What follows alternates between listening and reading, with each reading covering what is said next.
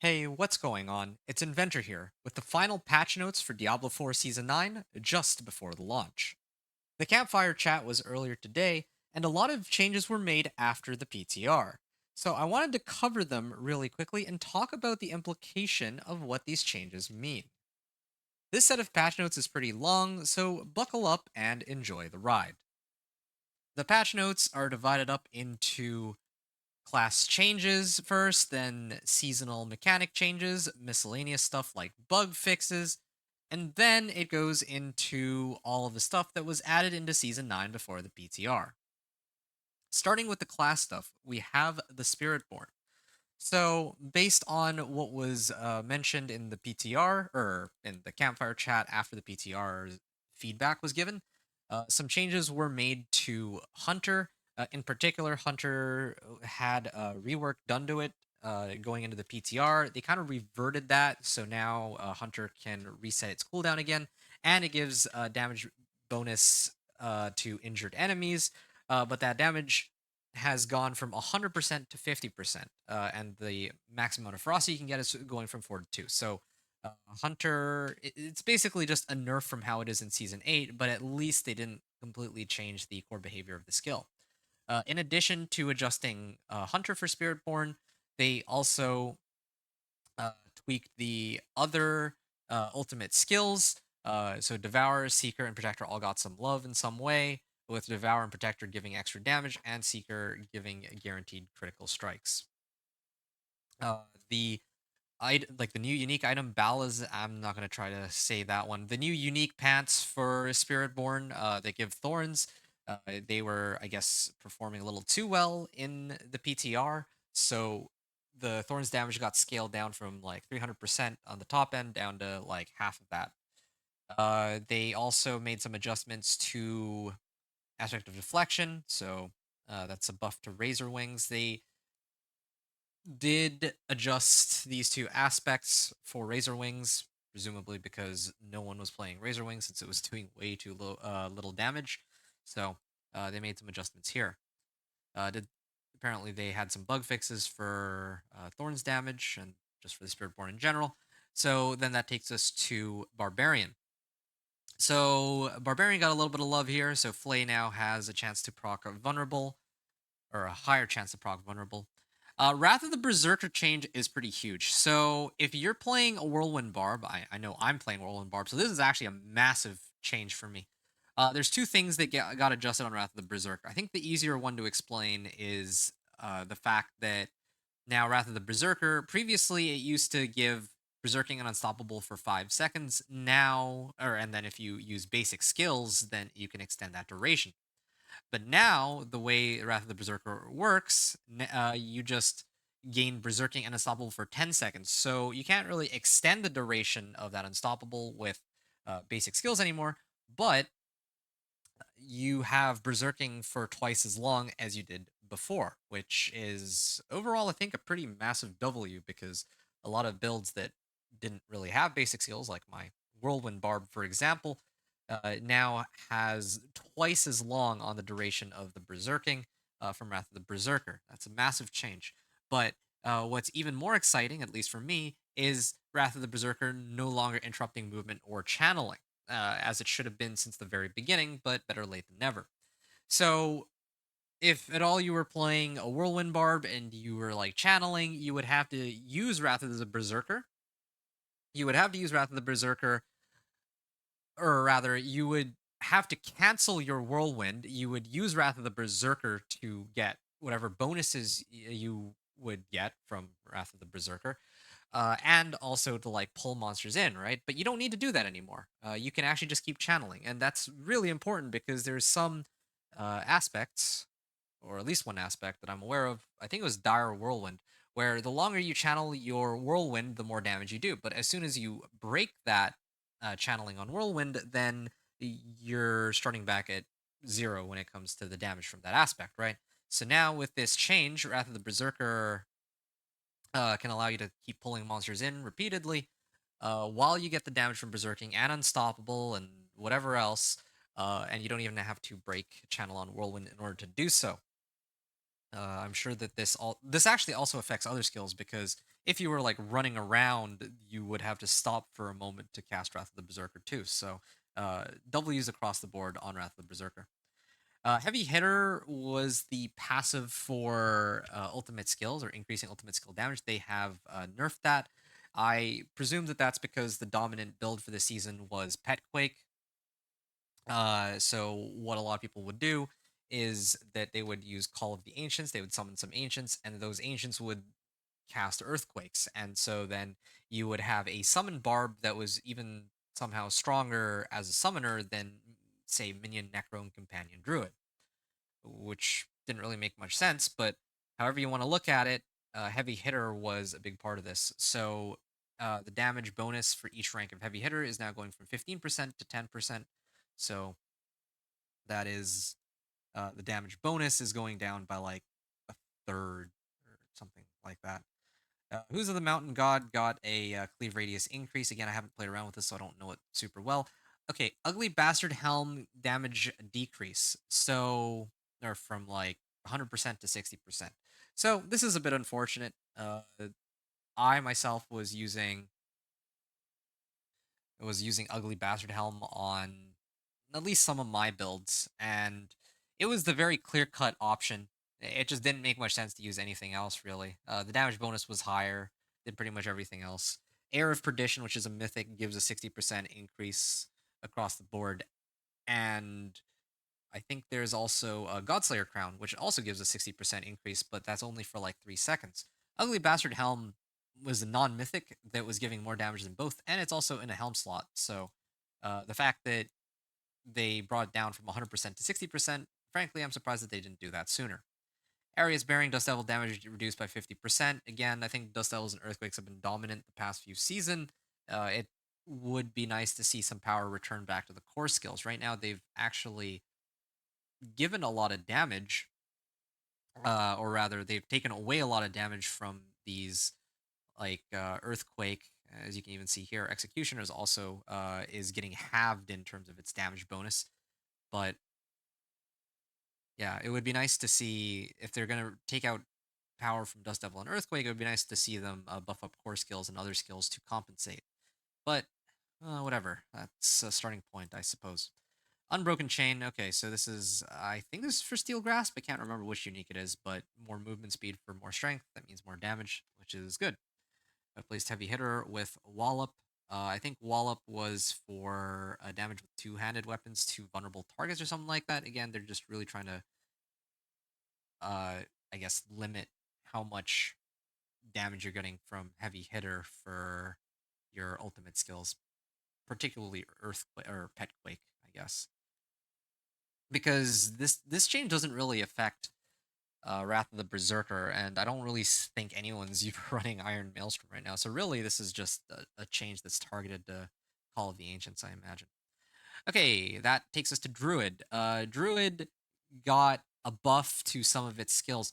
Now, I gotta preface this by mentioning that Overpower got nerfed into the ground. So previously, Overpower would scale its damage with how much life and Fortify you have, but they've taken that component out completely, and now it's just a 50% flat damage increase. And then you also get like plus Overpower damage that can boost your damage, but you're not really scaling your Overpower with life. So, however you want to look at it, Pulverize and a number of other builds that were very reliant on Overpower are kind of in a pretty rough spot right now. I guess the developers preemptively decided to buff Pulverize, the base damage on it, to kind of help compensate. This also works really nicely with leveling, so pretty good. So previous so it's not just pulverized, but enhanced and raging pulverized too. Previously, your next pulverize will overpower. They have just changed it to do increased damage to CC'd enemies and bosses, and then they took this component and then they added it to raging pulverize. I think this is the pretty good change overall. At least just looking at pulverize specifically. Because even though you don't get as much overpower damage, I think your overall DPS goes up because you get this 20% more damage on monsters for 5 seconds. and then you'll also get extra damage to CC and bosses. So yeah, I think that's going to be a net positive. And then keep going here. Storm Strike. I don't know if I have too much to say about that. Grizzly Rage. So Grizzly Rage, this is an interesting one. Previously, the rank 5 bonus companion skills could be cast. Now they've just baked that in as a core component of the skill. And then instead of the companion skills, now you gain increased armor while Grizzly Rage is active, making this a much more, I guess, general kind of ultimate. It doesn't have to be tied to companion skills. It's not just companion druids that benefit from this. Provocation. Okay, so this is an interesting change that I had noticed. So in the past, if you're in werebear form from 20, 16, 12 seconds, your next defensive skill overpower. In recent, as of the last like few seasons, now sources of overpower are way easier to come by. Like they're much, much easier to come by than they ever were before. Like when the game first launched, uh, it was actually very difficult to come across overpower. There's no Banished Lord's Talisman. There's no like I think it's a Zan rune or whatever. So now, uh, like back then, it used to be that there was only like provocation that would give you overpower, but that was every 12 seconds. So it took a while to build up. Now it's just 10 seconds. But the thing that scales is the extra damage that whatever skill that overpowers as a result of provocation will do. So again, this is a good change. 10 seconds, uh, quite a big step up from 2016-12. You deal increased poison damage, and then you also get uh, now it gets doubled while you're in werewolf form. Again, buffs across the board for Druid. Druid is actually eating really well this season. I think I don't know how else to say it. In this case, buff to their key passive. Buff to their key passive. Shockwave, this has to do with the new unique Rotting Lightbringer and the Poison Puddles. More damage. Again, that's a buff. Uh, an- Another buff. A lot of buffs. Again, I'm not going to cover every single one, but one of the interesting ones to note is aspect of Metamorphic Stone. So, worth note, like one of the favorites for Druid builds is Boulder Cane. And with the Overpower nerf, Boulder Cane Druid is going to feel this a fair bit, I think. I think there were a number of Boulder Cane Druids that were a little dependent on Overpower, and a lot of that damage is going to be gone now, but at least they have kind of tweaked up the base damage numbers on the aspects to help compensate for that aspects, and I think the unique Dolmen Stone too got a bit of an adjustment, but I'll get to that later. So this is for Earth Spike. Now launches 2 rows of spikes in a line. A nice little adjustment to the aspect. You get to use 2 rows of spikes. And this is another aspect that got a buff. And this is Rotting Lightbringer. So in the PTR, it was only doing up to about 400% of its damage, and you get a little bit of extra damage. But now, with the new changes post PTR, you can go up to 600% damage, and they get to overpower too. I would say that it's kind of nuts, but given the pretty big adjustment they made to overpower, I don't know if it's going to be amazing or not. I guess that will remain to be seen. Grace Staff of the Crone. This is again W for Stormclaw Druid. That's usually the unique that Stormclaw Druids used to use, right? Stormclaw would be like Storm Strike with Claw, and so you have like this sort of like werewolf druid that uses these basic attacks to, I guess, get like werewolf and lightning at the same time, right? And then similar with Dolmen Stone. So previously it was 40% per boulder, and I think a lot of people would have like 10 boulders or something, and now it's up to 50%. So yeah, it's like a nice like 25% increase per boulder. Like you have 10 boulders, you're going from like 400% to like 500% now. So that's the bonus increase is like an extra like 25% or something like that. It's pretty nice at least. So there's a new utility recipe. And yeah, Petrified Duration got moved there. That's a big W because now some of the other recipes, it'll be easier to get the rolls that you are looking for. I do still think that them changing the tempering and masterworking system would be good. Maybe they'll look at that for next season. But so far, they haven't really commented on anything to do with that. Because right now, yeah, like what if you roll the wrong temper, roll the wrong masterworking thing, then it causes some problems for people, right? Necro. Okay, so we're moving on to Necro here. Bloodwave. Surprisingly, they didn't really nerf Bloodwave, but with the overpower changes, I guess they feel like they've neutered Bloodwave enough. So more blood orbs. Cold Mage second upgrade. Chance to instantly freeze the target. Yeah, not bad. Just adding a little bit of extra CC. Not really much to comment on here. Serration, this is, I think, for bone skills, more crit strike chance. So Titan's Fall is one of those passives where if you are fortified, you deal increased damage to elites. Now, not every Necro build would run Fortify, right? There were a lot of blood builds that would certainly benefit from Titan's Fall because they were always fortified. But now with this adjustment, any build that a Necro uses can benefit from this, which is kind of nice, right? So if I want to play like a Bone Spear Necro, I'm not really fortifying anything, then now I don't have to like splash some source of fortify just to get a, like extra damage to elites. Now it's just always available. Necrotic Fortitude, lucky hit chance per level increase from 5 to 7. Okay, why not? Damage for essence used increased. I think this is the key passive, or this is I don't know if this is the key passive or the legendary node, but again, more damage. Necro here, just getting more damage, more damage. Although I do find it interesting that they want to cap the damage on some things, but then I feel like it's very arbitrary where they choose to draw the damage cap on a lot of these key passives and aspects and Paragon nodes. But pretty much everything has a cap at this point, so or at least all the multiplicative damage modifiers. This is another buff. Okay, this one is more of a nerf though. And I'm actually surprised that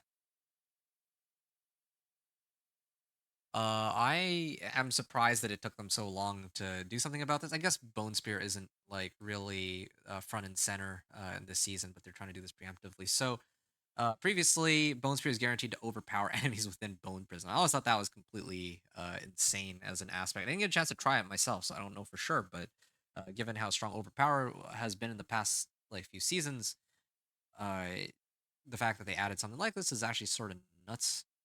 I think, but now it's only the first Bone Spear to hit each enemy. So yeah, unfortunately, that's going to be a huge hit on the overall amount of damage that you can be pumping out. And never mind the fact that Overpower took a huge hit too, right? Because it's only just the first Bone Spear to hit each enemy. So yeah, you get like a big pack, you throw a Bone Spear, you get an Overpower, and then it's not guaranteed after that anymore. So it's a huge difference. Hand of Naz, that's the new unique. Uh, yeah, they just added Unstoppable after teleporting. And then this is for shadow skills, I believe. And they just made some adjustments to it.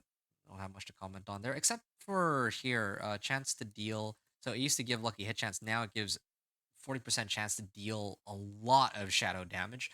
I think this could actually add a lot of damage to shadow builds because Azarath as a one-handed weapon actually gives a big chunk of cold damage, and if you throw that on, it boosts your damage by a lot. So I wonder if this makes a lot of difference for the builds, shadow-based builds. Indira's memory adjusted tooltip. All right, Flesh Eater. This is nice. So I think we need fewer corpses in order to trigger it, and I think it does more damage. Or I mean, like what it gives is that it gives more damage, but you have like consumed corpses. Skeletal mages, warrior sacrifice bonuses. So this is to amp up your golem damage. Um, Hulking monstrosity is the paragon legendary node.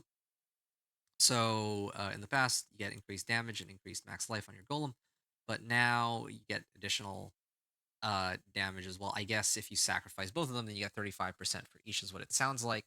Again, I think a pretty common, well, I can't really call it common, but a pretty standard way of playing a summon or minion necro was to sacrifice, I guess, mages and warriors, and then you just max out your golem as hard as you can. It was also very, again, dependent on overpower, so it is losing a lot of damage there. So this might be one way to kind of compensate for it. Bone graft, uh, yeah. So right now you can get like 16% damage with this, but now with this change, I think that overall you can get up to 40% if my numbers are right. So you don't need to. It's a little easier to get stacks, and each stack is worth more. So more damage and easier to trigger overall. This leads us to Rogue. So I think it's Rogue and then Sorcerer, right? Yeah, okay. So Rogue, I Rogue is taking a lot of L's this season. I must say. So uh, Flurry, they made some adjustments from the PTR. I don't really care about that. I mean, it has to do with the new unique death mask, right? Which is pretty cool. I want to try it, but that'll be for me to figure out another time. But I think these are the three that people actually would care about: Shadow Clone and Death Trap. Well, I mean, I say these three, but I mean these two, I guess: Shadow Clone and Death Trap. The reason why is if unless you've been like living under a rock or something, you probably know the Death Trap has been like really popular in season 8. There's so many. Pretty much everybody who's playing Rogue was running Death Trap, uh, except for like the maybe handful of people who decided to go like Dance of Knives or something, or at least while leveling. But yeah, Death Trap is was ridiculously strong for a number of reasons, but one of the big ones is they had really high base damage, and the other one, well, I mean, I'm just there's a lot more to it than this, but they're getting a lot. They had really high base damage, and then they also got a ton of damage off of Overpower.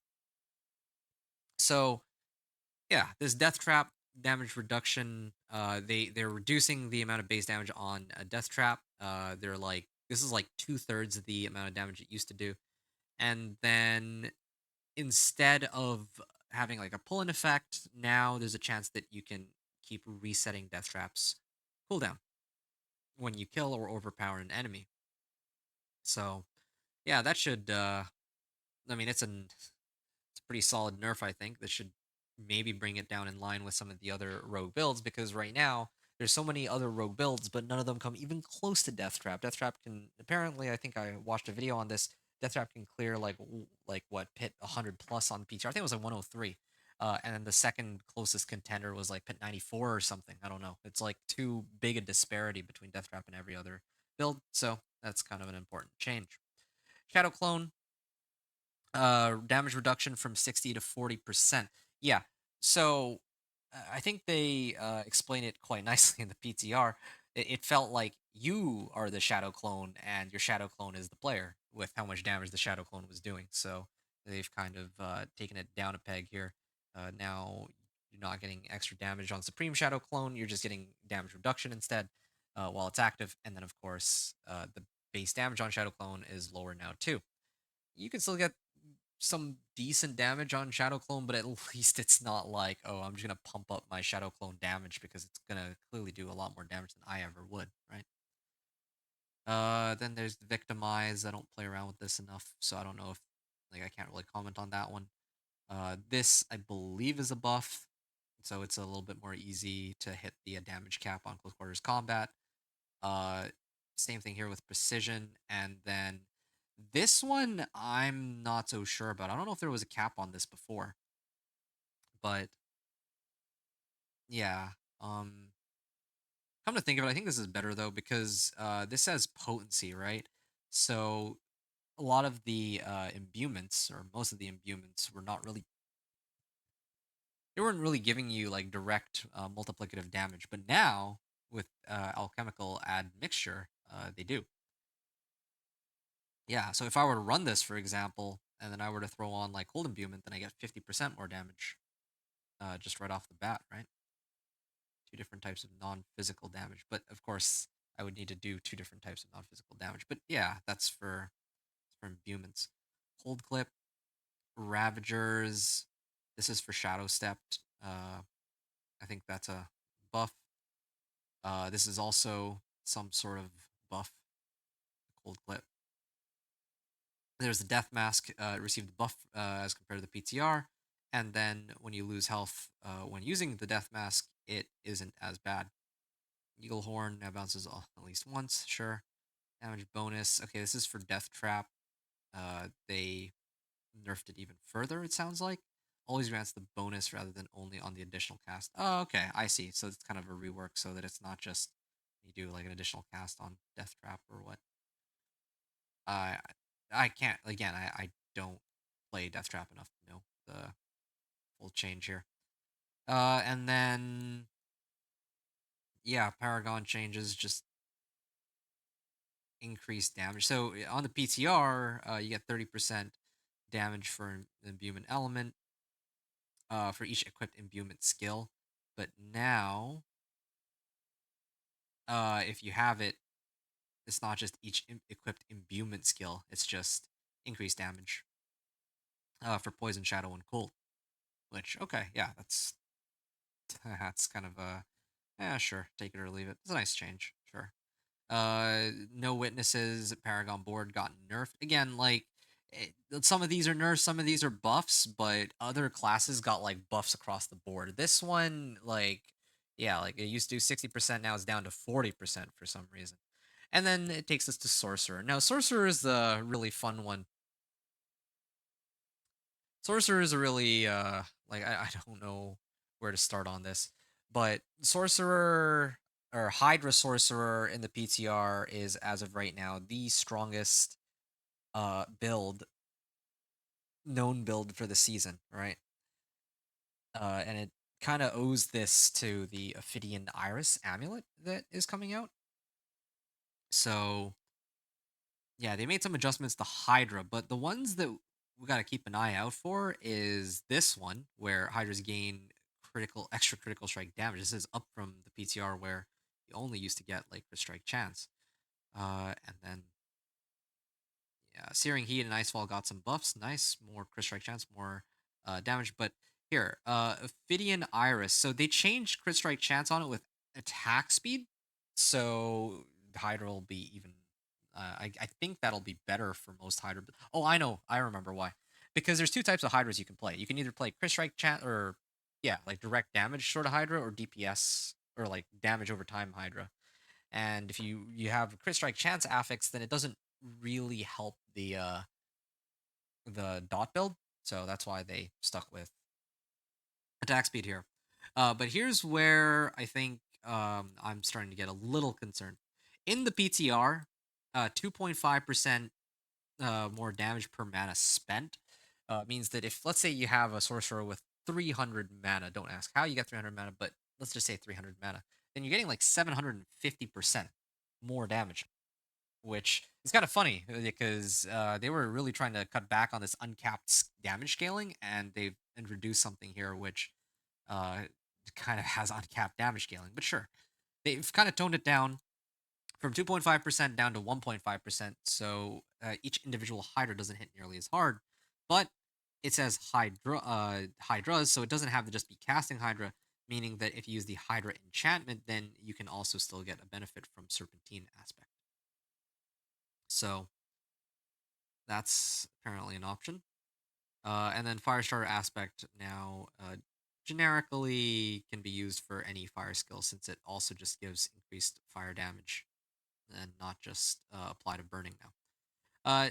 Now we get into the seasonal content. I don't know if any of this is super exciting. Willbreaker, new physical damage oriented sword jewel. Um, Liminal Echo can no longer drop in hardcore. Oh yeah, this is the cheat death one. Increased Reverie Horn's damage bonus from 30 to 50%. So this is for summons. When you injure or kill an enemy, they would get like a 30. Your summons would get like a 30% damage boost, but now they've upped it to 50, I guess. Um, yeah, I mean that's good for summon based builds. But in the first place, I really wish that it wasn't just like injure or kill. I wish there was like some other kind of condition that would be more exciting to interact with. But whatever. Spark of Creation's regeneration reduced from 10 to 5. Uh, Again, I don't know if that's really a huge deal. And then, of course, you can pick it up as a Horadrim tome. I'm imagining when you finish like the seasonal quest line or whatever. Idle from below max health, reduced. So this is the jewel where you get like core stats and life, but you spawn monsters. Resource cost for crafting Horadrim jewels has been decreased across the board. Yeah, I mean, I don't know what the costs were before, but I didn't get to try that during the PTR, but sure. Catalyst propulsion, so reduction there. Beam radius increase, nice. Mostly buffs on these. There's a nerf on the meteors, but they're on the meteor catalyst, but I don't know why. Was it really that broken before? I'm not so sure. Cosmic Anomaly now benefit more from Lucky Hit, so that's a buff.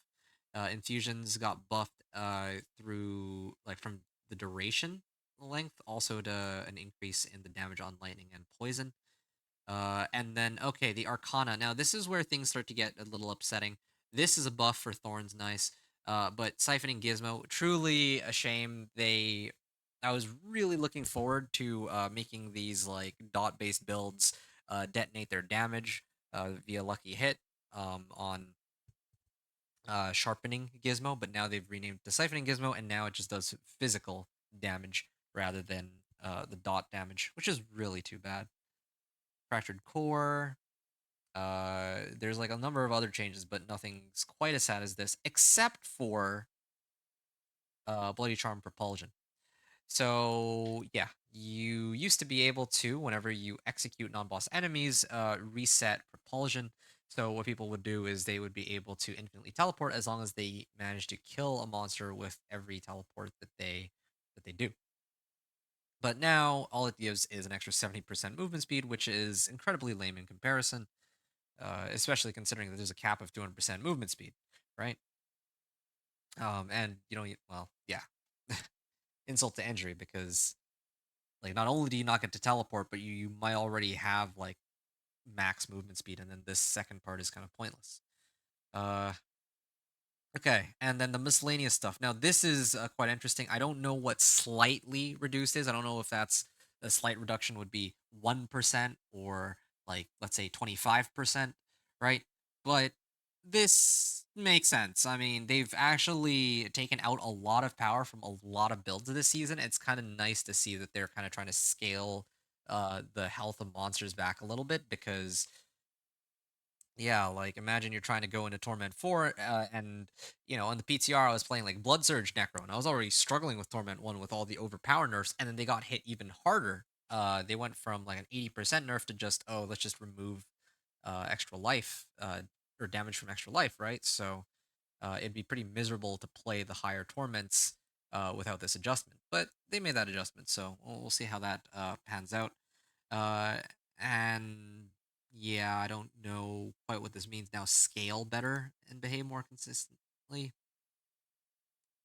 And then this is talking about the inherent additive damage portion of Overpower. Now, I really do hope they bring back the life and fortify portion because that's what kind of made Overpower interesting. I just think that it was way too much. That was the real issue.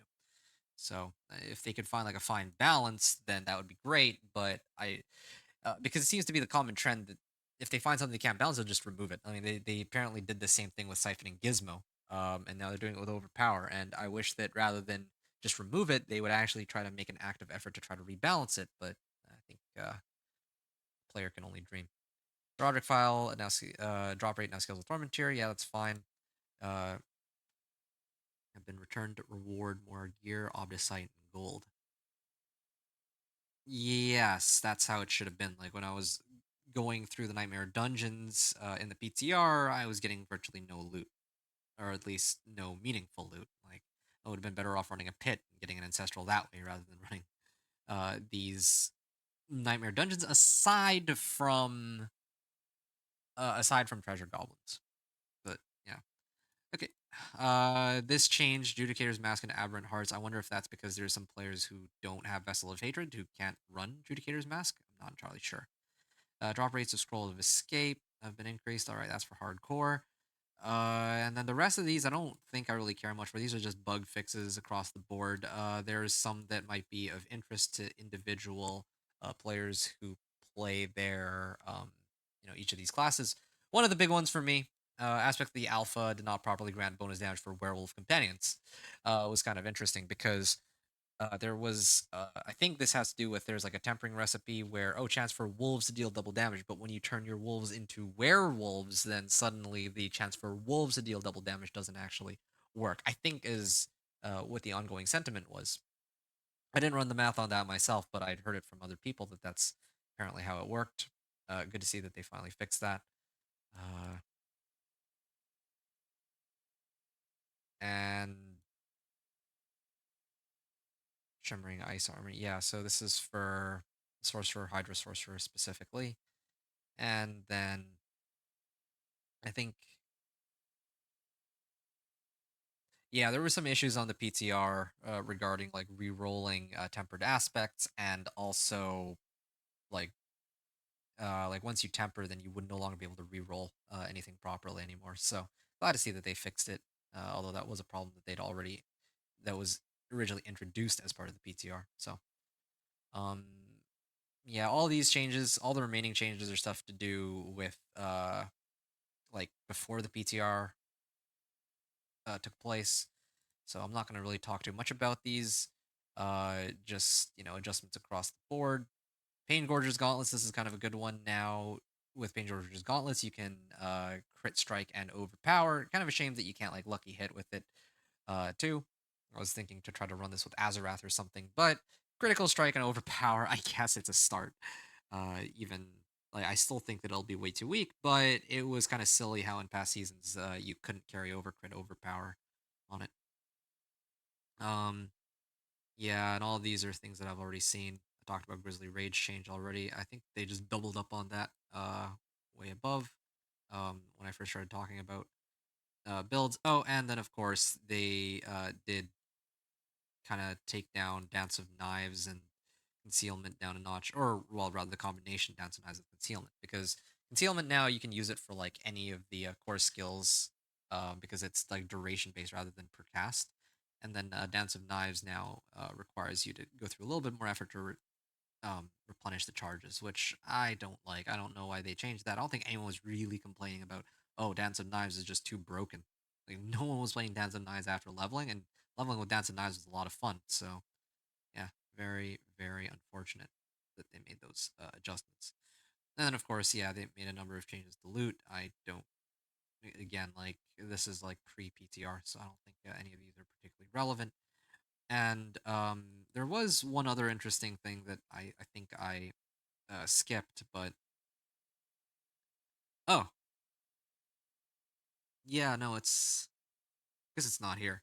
I think they acknowledged that yeah, there was like a bug where if you were running Forgotten Wisdom, Nightmare Sigil, and you had like Sorcerer Hydra, then you could like infinitely keep spawning orbs. But they fixed that apparently based on what they said. So yeah, this was quite a lengthy I guess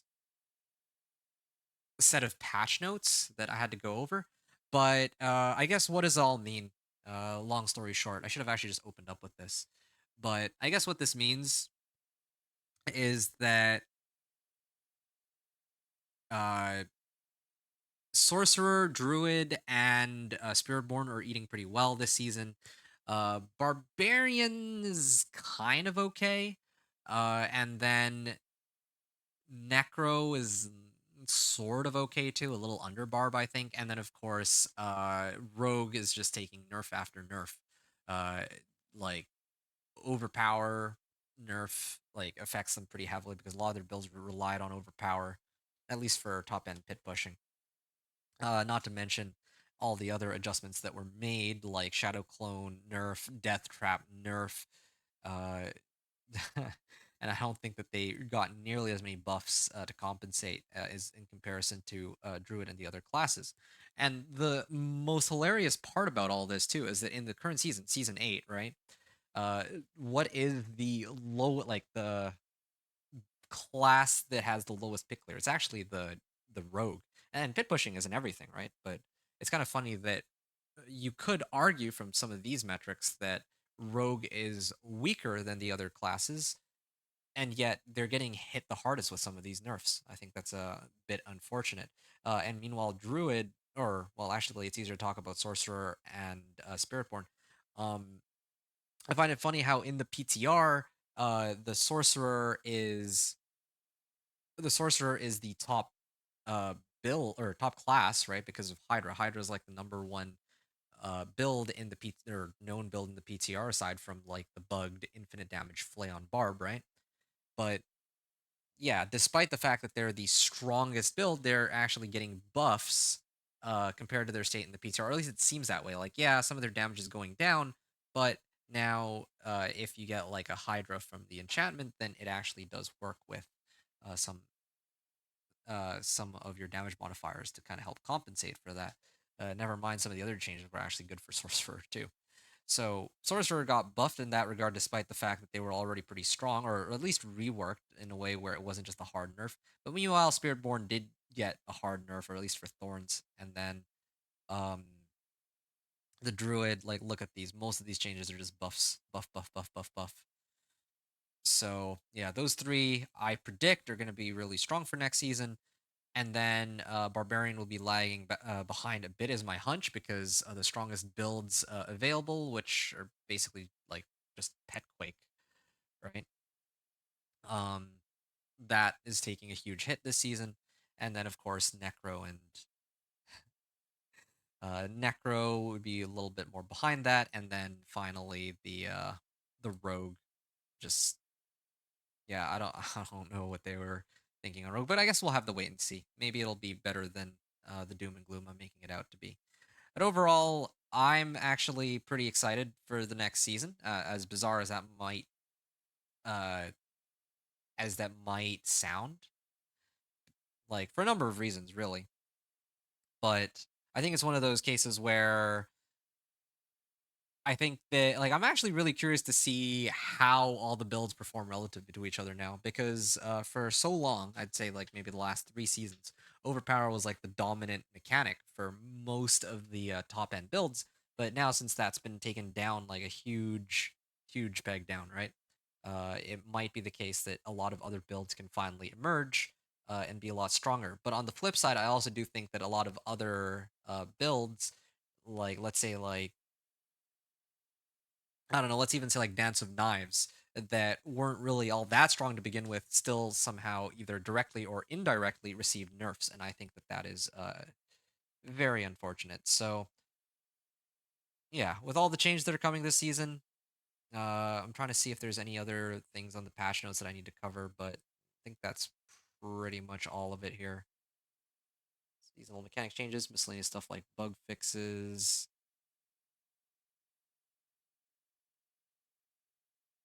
Oh yeah, and then of course the Herodic powers. Yeah, that was the other thing too. The Herodic powers are largely the same as what they were before, but the two strongest, or well, the two most interesting, I suppose, powers that people were looking for, those being the siphoning gizmo for the dot like consuming dots, and then there was the propulsion for teleport.